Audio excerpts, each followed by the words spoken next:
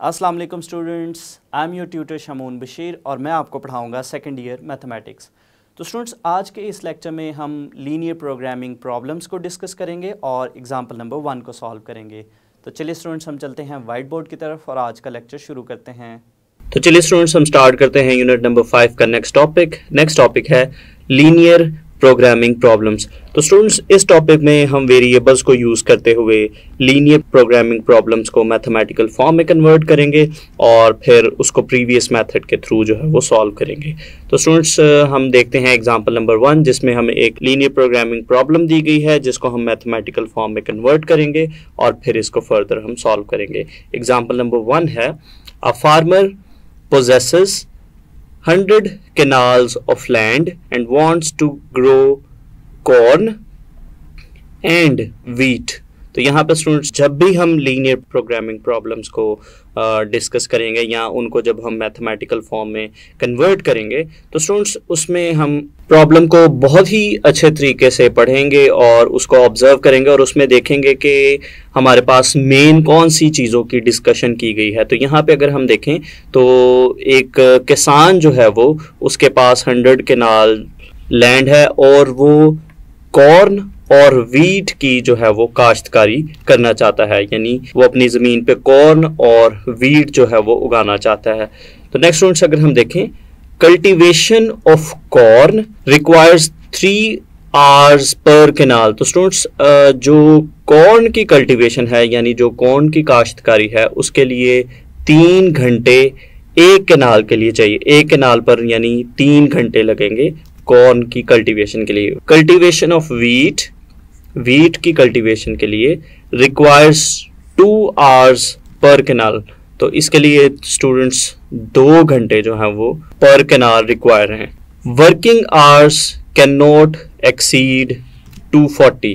तो यहाँ पे स्टूडेंट्स अगर हम देखें तो हमारे पास जो यहाँ पे कंडीशन दी गई है टाइम के बारे में, यानी आवर्स के बारे में जो कंडीशन दी गई है वो ये है कि जो टाइम है वो 240 आवर्स से एक्सीड नहीं कर सकते। If he gets a profit, तो यहाँ पे स्टूडेंट्स अब बहुत ही इंपॉर्टेंट चीज़, चूँकि हमारे पास जब भी हम लीनियर प्रोग्रामिंग प्रॉब्लम्स को करेंगे तो उसमें एक फंक्शन भी दिया गया होगा जिस फंक्शन को हमने मैक्सिमाइज या मिनिमाइज करना होगा।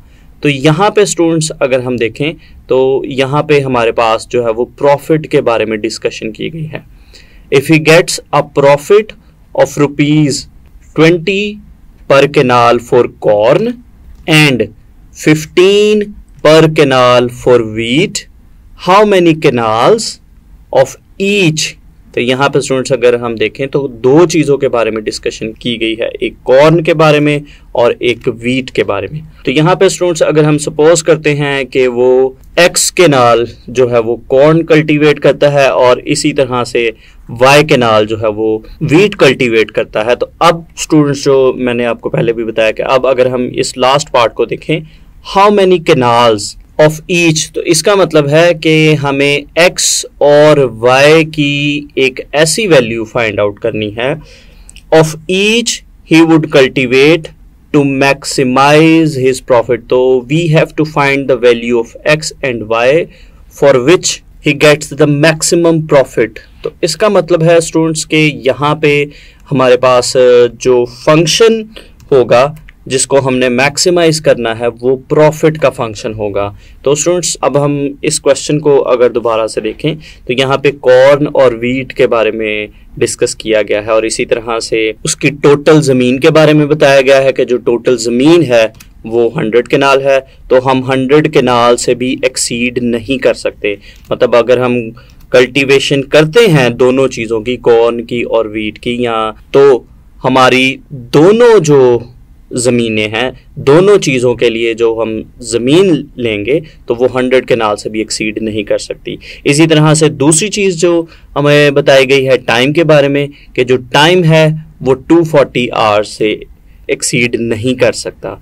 और तीसरी चीज़ स्टूडेंट्स, हमारा जो फंक्शन है वो प्रॉफिट के बारे में हमें पूछा गया है कि हमने प्रॉफिट को मैक्सिमाइज करना है।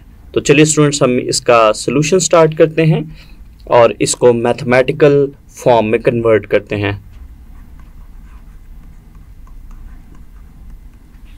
तो यहां पे स्टूडेंट्स हम सपोज करेंगे, सपोज दैट he cultivates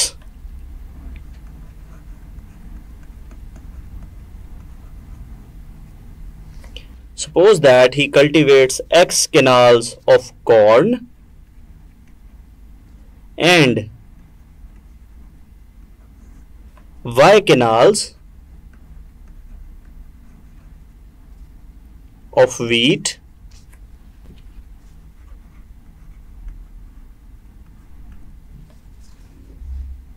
तो स्टूडेंट्स हमने सपोज किया कि जो कॉर्न है हमने सपोज किया कि वो एक्स केनाल कल्टीवेट करता है और जो वीट है वो वाई केनाल कल्टीवेट करता है। तो इस तरह से स्टूडेंट्स जो हमारी कॉन्स्ट्रेंट्स बनेगी गिवन डाटा के अकॉर्डिंग, देन कॉन्स्ट्रेंट्स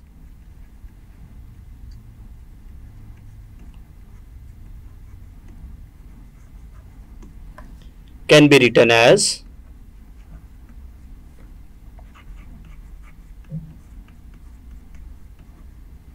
तो स्टूडेंट्स हमारी जो कॉन्स्ट्रेंट्स हैं, जो हमारी लिमिटेशंस हैं या जो रिस्ट्रिक्शंस हैं वो कुछ इस तरह से होंगी। तो जैसा कि स्टूडेंट्स मैंने आपको बताया कि हमारी जो लैंड है वो 100 केनाल से एक्सीड नहीं कर सकती और इसी तरह से जो हमारे आर्स हैं वो 240 से इंक्रीज नहीं कर सकते। तो यहाँ पे स्टूडेंट्स हमारी जो कॉन्स्ट्रेंट्स होंगी वो कुछ इस तरह से बनेंगी, x plus y is less than और इक्वल टू 100। तो इसके बारे में मैं आपको एक्सप्लेन करता चलूँ कि चूँकि स्टूडेंट्स हमने x को सपोज किया है कि वो x केनाल जो है वो कॉर्न जो है वो कल्टीवेट करता है और इसी तरह से y जो है वो रिप्रेजेंट कर रहा है कि वो y canal of wheat cultivate करता है। तो स्टूडेंट्स ये जो दोनों है, दोनों चीज़ों की कल्टीवेशन के लिए जो ज़मीन है वो चूँकि टोटल 100 है तो इसलिए ये 100 से एक्सीड नहीं कर सकती। इसी तरह से स्टूडेंट्स आर्स के बारे में जैसा कि हमें बताया गया है कि हमारे पास जो कॉर्न की कल्टीवेशन है उसके लिए 3 केनाल पर आर चाहिए और इसी तरह से हमारे पास जो वीट है उसके लिए 2 आर्स पर केनाल चाहिए। तो इसकी जो कंडीशन बनेगी वो कुछ इस तरह से बनेगी, 3x plus 2y is less than और इक्वल टू 240, क्योंकि जो टोटल आर्स हैं वो 240 से एक्सीड नहीं कर सकते। तो इस तरह से स्टूडेंट्स हमारी जो इसके साथ चूँकि हमने फीजेबल रीजन ड्रॉ करना होता है तो फीजेबल रीजन के लिए हमारे पास जो है वो नॉन नेगेटिव कॉन्स्ट्रेंट्स भी आएंगी। नॉन नेगेटिव कॉन्स्ट्रेंट्स आर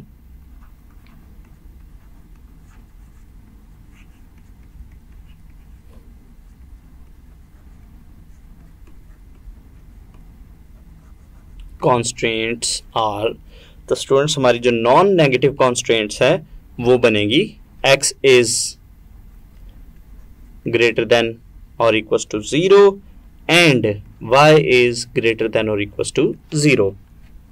इसके बाद स्टूडेंट्स अगर हम देखें हमारे पास क्वेश्चन में जो है वो प्रॉफिट के बारे में बताया गया है कि अगर 20 पर केनाल जो है वो फॉर कॉर्न प्रॉफिट होती है और 15 पर केनाल जो है वो फॉर वीट उसे अगर प्रॉफिट होती है तो इन दोनों की वो कितनी कल्टीवेशन करे कि उसको मैक्सिमम प्रॉफिट जो है वो मिले। तो चूंकि हमने प्रॉफिट को मैक्सिमाइज करना है तो हम यहाँ पे सपोज करेंगे लेट p x, y चूंकि हमारे वेरिएबल्स x और y हैं यहाँ पे be the profit function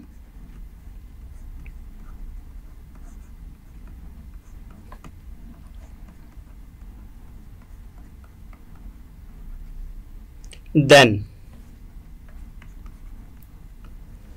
students हमारा फंक्शन कुछ इस तरह से बनेगा। चूंकि 20 पर केनाल जो है वो फॉर कॉर्न प्रॉफिट मिलती है और 15 पर केनाल जो है वो फॉर वीट मिलती है तो हमारे पास जो फंक्शन है कुछ इस तरह से बनेगा p x, y equals to 20x plus 15y। तो ये स्टूडेंट्स हमारा फंक्शन है और यहाँ पे अगर हम ऊपर देखें तो ये हमारी कॉन्स्ट्रेंट्स हैं, तो इन कॉन्स्ट्रेंट के विद रिस्पेक्ट जो है वो हमने अपने फंक्शन को मैक्सिमाइज करना है।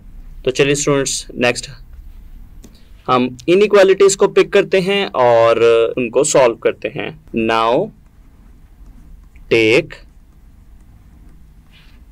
x plus y is less than or equals to 100।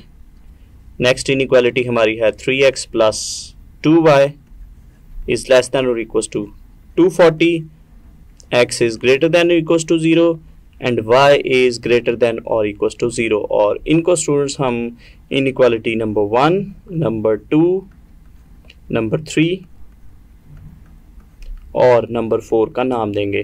तो नेक्स्ट स्टूडेंट्स हम इन इनइक्वालिटीज की एसोसिएटेड इक्वेशंस लिखते हैं और प्रीवियस लेक्चर्स की तरह हम इनकी फर्दर वर्किंग करते हैं। और स्टूडेंट्स हम फीजेबल रीजन ड्रॉ करेंगे और उसके बाद उस रीजन के कॉर्नर पॉइंट्स फाइंड आउट करेंगे और उन कॉर्नर पॉइंट्स को हम अपने फंक्शन में पुट करेंगे। तो स्टूडेंट्स उन कॉर्नर पॉइंट्स में से जो वैल्यू हमारे फंक्शन को मैक्सिमाइज करेगी या जिस वैल्यू से हमारे फंक्शन का सबसे बड़ा आंसर आएगा वही हमारा रिक्वायर्ड सोल्यूशन होगा, यानी वही हमारी रिक्वायर्ड एक्स और वाई की वैल्यू होगी। तो चलिए स्टूडेंट्स हम नेक्स्ट वर्किंग स्टार्ट करते हैं। तो यहाँ पे स्टूडेंट्स हम अपनी इनइक्वालिटीज़ की एसोसिएटेड इक्वेशंस को लिखेंगे। ये बनेगी x plus y equals to 100। इसी तरह से दूसरी एसोसिएटेड इक्वेशन बनेगी 3x plus 2y equals to 240 और थर्ड बनेगी x इक्वल्स टू 0 और फोर्थ को भी हम यही लिखते हैं, वो बनेगी y इक्वल्स टू 0। तो स्टूडेंट्स हमारे पास जो फर्स्ट एसोसिएटेड इक्वेशन है इसका हम x और y इंटरसेप्ट फाइंड आउट करते हैं। तो y को 0 पुट करने से x की वैल्यू आएगी 100, ऑर्डर पेयर बनेगा 100, 0 और इसी तरह से स्टूडेंट्स x को 0 पुट करने से y आएगा 100, ऑर्डर पेयर बनेगा 0, 100। इसके बाद हम टेस्ट पॉइंट के लिए 0, 0 को एज अ टेस्ट पॉइंट लेंगे, अपनी इनइक्वालिटी में पुट करेंगे। 0 प्लस 0 इज लेस दैन और इक्वल्स टू 100। तो ये स्टूडेंट्स बनेगा 0 इज लेस दैन और इक्वल्स टू 100। और इस स्टेटमेंट की अगर हम बात करें तो ये एक ट्रू स्टेटमेंट है, इसलिए स्टूडेंट्स हमारा जो सोल्यूशन है वो टूवर्ड्स दी ओरिजिन होगा। तो नेक्स्ट स्टूडेंट्स हम नेक्स्ट इनइक्वालिटी को सॉल्व करते हैं और x और y इंटरसेप्ट्स की वैल्यूज़ को फाइंड आउट करते हैं। तो इसमें स्टूडेंट्स हमारे पास x इंटरसेप्ट की वैल्यू निकलेगी 80 और ऑर्डर पेयर बनेगा 80, 0 और इसी तरह से स्टूडेंट्स y इंटरसेप्ट की वैल्यू निकलेगी 120 और ऑर्डर पेयर बनेगा 0, 120। इसके बाद स्टूडेंट्स हम 0, 0 को इनइक्वालिटी में पुट करते हैं, तो ये बनेगा 3 into 0 plus 2 into 0 is less than और इक्वल टू 240। तो ये बनेगा 0 इज लेस देन और इक्वल टू 240 और ये स्टेटमेंट भी ट्रू स्टेटमेंट है, इसलिए स्टूडेंट्स इसका शेड भी टूवर्ड्स दी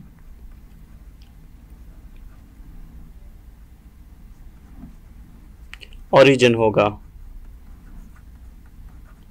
तो स्टूडेंट्स नेक्स्ट हमारी एसोसिएटेड इक्वेशंस हैं, इनकी इनइक्वालिटीज़ और इनके ग्राफ को हम ऑलरेडी प्रीवियस लेक्चर्स में डिस्कस कर चुके हैं। तो चलिए स्टूडेंट्स हम नेक्स्ट इन पॉइंट्स के अकॉर्डिंग ग्राफ ड्रॉ करते हैं और फीजेबल रीजन को शेड करते हैं। तो ये स्टूडेंट्स हमने अपनी इनइक्वालिटीज़ का ग्राफ ड्रॉ कर लिया है। इनके अगर स्टूडेंट्स हम शेड को डिस्कस करते हैं, इनके अगर हम सोल्यूशन को डिस्कस करते हैं, तो स्टूडेंट्स हमारी जो फर्स्ट इनइक्वालिटी थी, फर्स्ट इनइक्वालिटी हमारे पास थी x plus y is less than और इक्वल टू 100। तो इसकी स्टूडेंट्स अगर हम एसोसिएटेड इक्वेशन को लिखें तो ये हमारे पास इसकी लाइन है और इसका शेड स्टूडेंट्स चूँकि इसका ओरिजिन टेस्ट यानी टेस्ट पॉइंट सेटिस्फाई हो रहा था, इसलिए इसका जो शेड है वो टूवर्ड्स दी ओरिजिन है। इसी तरह से नेक्स्ट इनइक्वालिटी हमारी थी 3x plus 2y is less than और इक्वल्स टू 240 और इस इनइक्वालिटी की स्टूडेंट्स अगर हम बात करें तो इसकी एसोसिएटेड इक्वेशन हमारे पास ये है 3x plus 2y is equal 240 और इसका ओरिजिन टेस्ट भी सेटिस्फाई हो रहा था, इसलिए इसका शेड भी टूवर्ड्स दी ओरिजिन है। और हमारी बाकी की जो स्टूडेंट्स दो इनइक्वालिटीज़ थी उनकी लाइंस की अगर हम बात करें उनके, अगर हम और शेड की बात करें तो वाई एक्सिस जो है वो x इक्वल टू 0 को रिप्रेजेंट करता है और इसका शेड जो है वो इस तरफ होगा। और इसी तरह से स्टूडेंट्स हमारा जो लास्ट इनइक्वालिटी है y इज़ ग्रेटर देन और इक्वल टू 0, तो ये स्टूडेंट्स x एक्सिस की लाइन को हम लेंगे और इसके साथ साथ ये वाला पोर्शन हम शेड करेंगे। तो यहाँ पे स्टूडेंट्स अगर हम इन सब के इंटरसेक्शन की बात करते हैं, यानी इनके कॉमन रीजन की अगर हम बात करें, तो ये स्टूडेंट्स हमारे पास इन सब का कॉमन रीजन है जो कि ओरिजिन के बिल्कुल साथ साथ है। अगर हम इस रीजन की बात करें तो इस रीजन में हमारे पास सारी इनइक्वालिटीज़ का शेड है। तो ये स्टूडेंट्स हमारा फीजेबल रीजन है। और इस रीजन के अगर हम कॉर्नर्स की बात करें तो स्टूडेंट्स इसके कॉर्नर एक हमारे पास है ओरिजिन का पॉइंट जो कि 0 0 है। इसी तरह यहाँ पे स्टूडेंट्स हमारे पास एक्स एक्सिस के लाइन के ऊपर जो पॉइंट है वो है 80,0। इसी तरह से स्टूडेंट्स वाई एक्सिस पे ये जो पॉइंट है ये हमारे पास है 0,100। और एक और पॉइंट है स्टूडेंट्स यहाँ पे हमारे पास, इस पॉइंट की अगर हम बात करें तो यहाँ पे स्टूडेंट्स ये दोनों जो हमारी इनइक्वालिटीज़ थी उनकी जो लाइंस हैं वो आपस में इंटरसेक्ट कर रही हैं। यानी एक हमारे पास है x plus y is equal to 100 और दूसरी लाइन स्टूडेंट्स हमारे पास है 3x plus 2y equal to 240। तो इन दोनों को स्टूडेंट्स हम प्रीवियस मेथड के थ्रू ही साइमल्टेनियसली सॉल्व करेंगे और x और y की वैल्यू फाइंड आउट कर लेंगे तो हमें चौथा कॉर्नर पॉइंट भी मिल जाएगा। तो इन दोनों को सॉल्व करने से स्टूडेंट्स हमारे पास x की वैल्यू आएगी 40 और इसी तरह से y की वैल्यू हमें मिलेगी 60। तो ऑर्डर पेयर हमारा बनेगा 40,60। तो यहाँ पे स्टूडेंट्स अगर हम देखें तो ये हमारे पास जो है वो चौथा कॉर्नर पॉइंट है 40,60। तो नेक्स्ट स्टूडेंट्स हम इन कॉर्नर पॉइंट के साथ जो है वो हम अपने प्रॉफिट के फंक्शन को देखते हैं और इन पॉइंट्स को फंक्शन में पुट करते हैं। तो यहाँ पे स्टूडेंट्स हम अपने कॉर्नर पॉइंट्स लिखते हैं। हमारे कॉर्नर पॉइंट्स थे 0 0 0, 100, 40, 60 और लास्ट कॉर्नर पॉइंट हमारे पास था 80, 0। तो इन वैल्यूज़ को स्टूडेंट्स हम x और y की जगह पे पुट करते हैं तो ये हमारे पास कुछ इस तरह से बनेगा। x और y की जगह हम 0 0 पुट करेंगे तो ये हमारे पास बनेगा p into 0, 0 equals to 20 into 0 plus 15 into 0। तो इसको सॉल्व करने से स्टूडेंट्स हमारे पास आंसर आएगा 0। तो नेक्स्ट पॉइंट को हम पुट करते हैं p इंटू 0, 100। तो स्टूडेंट्स यहाँ पे हम x की जगह 0 प्लस 15 इंटू 100। इसको सॉल्व करने से स्टूडेंट्स हमारे पास आंसर आएगा 1500। तो नेक्स्ट स्टूडेंट्स हम नेक्स्ट पॉइंट को पुट करते हैं p इंटू 40, 60। तो ये हमारे पास बनेगा 20 इंटू 40 प्लस 15 इंटू 60। तो इसको सॉल्व करने से स्टूडेंट्स हमारे पास आंसर आएगा 1700। तो नेक्स्ट पॉइंट को पुट करते हैं p इंटू 80, 0। तो ये स्टूडेंट्स हमारे पास बनेगा 20 इंटू 80 प्लस 15 इंटू 0। इसको सॉल्व करने से स्टूडेंट्स हमारे पास आएगा 1600। तो चूंकि स्टूडेंट्स हमने अपने फंक्शन को मैक्सिमाइज करना था तो यहाँ पे स्टूडेंट्स अगर हम इस टेबल में देखें तो सबसे मैक्सिमम आंसर हमें यहाँ पे मिल रहा है 1700 जो कि हमारे पास इस कॉर्नर पॉइंट के अगेंस्ट है यानी 40,0। तो इसका मतलब है कि x की वैल्यू है 40 और y की वैल्यू है 60। यानी जो फार्मर है उसको मैक्सिमम प्रॉफिट के लिए 40 कनाल ऑफ कॉर्न कल्टीवेट करना है और 60 कनाल ऑफ वीट कल्टीवेट करना है। तो यहाँ पे स्टूडेंट्स अगर हम देखें from the above table it follows that the maximum profit is ₹1700 at the corner point 40, 60. Thus, the farmer will get maximum profit if he cultivates 40 canals of corn and 60 canals of wheat. तो ये students हमारे पास example number 1 का solution complete हो गया। तो students आज के इस लेक्चर में हमने सीखा कि हम किस तरह से लीनियर प्रोग्रामिंग से रिलेटेड प्रॉब्लम को मैथमेटिकल फॉर्म में कन्वर्ट करते हैं और हमने एग्जाम्पल नंबर 1 में देखा कि हमारे पास जो प्रॉब्लम थी उसको हमने मैथमेटिकल फॉर्म में कन्वर्ट किया और फिर फर्दर उसको सॉल्व किया। तो उम्मीद करता हूँ आपको इस लेक्चर की अच्छे से समझ आई होगी। तो अगले लेक्चर तक के लिए दीजिए इजाज़त। अल्लाह हाफिज़।